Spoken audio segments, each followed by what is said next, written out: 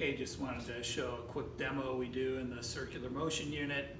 And so I have my Einstein action figure, but he happens to be hanging from a vine, swinging in the jungle.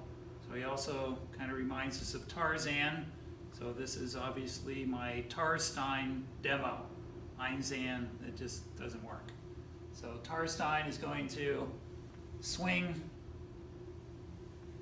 from the vine, and we want to figure out the maximum tension. And we're given, you might have a little trouble seeing this, but you should be able to zoom in or something. So we're given the angle that I pulled Tarstein back, and we're given the length, and we have the mass of Tarstein, and we want to figure out the maximum tension. So obviously we know that has to be down at the bottom, where tension has two jobs. It has to hold up the weights, and it has to make them turn. And additionally, in this problem, it's not uniform circular motion. He's speeding up as he falls down, and so he's going the fastest at the bottom too. So a lot of reasons why maximum tension's at the bottom. So free body diagram, Newton's laws, and then we find out that we don't know the speed or the radius either. And so the radius is just the length of the vine, which is given, and that would be measured to Tarstein's belly button. And then the speed, we can use conservation of energy. And so that looks simple at first, but when you get to here, the speed is square root of 2gh. We're not given h. And so this is something they've seen before, but it's a difficult thing, so it's good to expose it to them multiple times. But really, they have to work on this on their own to figure this out. And so we can see that's L cosine theta.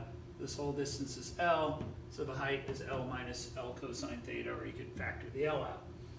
And so this is our equation. If I solve for tension, we substitute in for V squared. So I get 2GL, 1 minus cosine theta.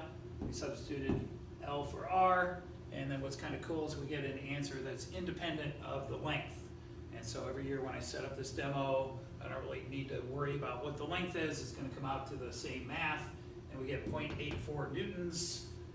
Then we check that out, and I'll do that real quickly. What's also cool is you can show that if we were to pull Tarstein back to a 90-degree angle, it would be pretty extreme, that his maximum tension then would be 3 times his weight. And so that would be very difficult for Tarstein to hold on. So, got the Tarstein hanging from a force sensor, so we can show if this is 0.84 newtons, which was our prediction. And so if I hit start, it should be reading Tarstein's weight, which is 0.5 newtons, 0.49, and we pull it back 10. I have a protractor up at the top, 20, 30, 40, 50, but I pretty much picked 50 degrees because that's as high as I can reach without going on my tippy toes.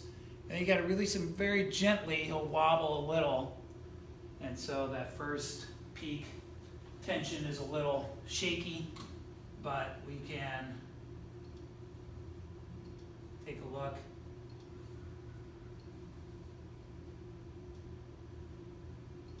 And so the first time through, it's at a little, maybe a little more than 0.8, a little wobbly, but pretty close to what we predicted. And the angle measurement maybe is a little inaccurate.